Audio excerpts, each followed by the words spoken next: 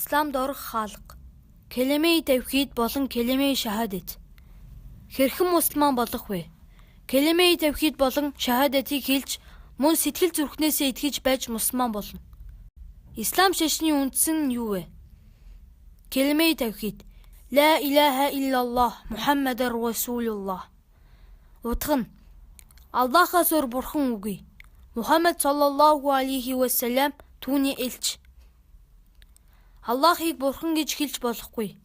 Аллах хэмээх нэрээр Аллахаас өөр ямар ч зүйлийг бурхан шүтэн хэмээн нэрлэж болохгүй.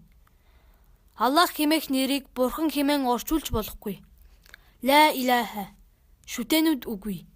Өөрсдийгөө өргөмжлөн шүтгсдийн хүлээн зөвшөөрөхгүй гэдгээ мөн зүрх сэтгэлээ эдгээрээс ангижруулан цэвэрлэн хэмээн Аллахад тангаргалж байна. Би эдгээр шүтэнүүдээс ангижруулсан зүрх сэтгэлээ зөвхөн Аллахад болон түүний шашинд бэлдэнэ.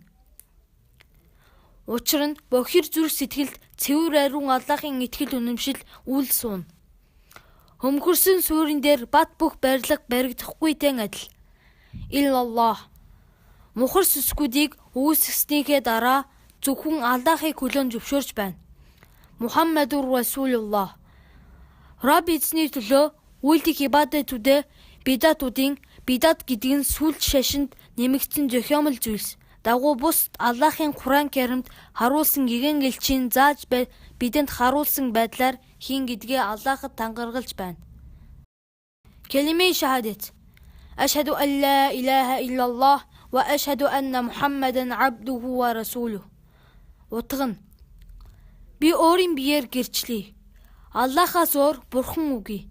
Дахин би өөрийн биеэр гэрчлэе. Мухаммад саллаллаху алейхи вассалам түүний боол буюу элч юм. Ашхаду ан ла илаха иллаллах. Би бодоод ухаарад зүрх сэтгэлдээ хүлээн зөвшөөрөөд үүнийгээ хэлээрээ хэлж байна. Аллахаас өөр бурхан нэг үгээр хэлбэл хүч эц төгсөлгүй эрх мэдэл, өөрөөр хэлбэл орчлон ертөнц дахь хүмүүсийн төлөө хорио тавьж мөн өөртөө албат болгох өөр нэгэн үгүй хэмээх үг юм.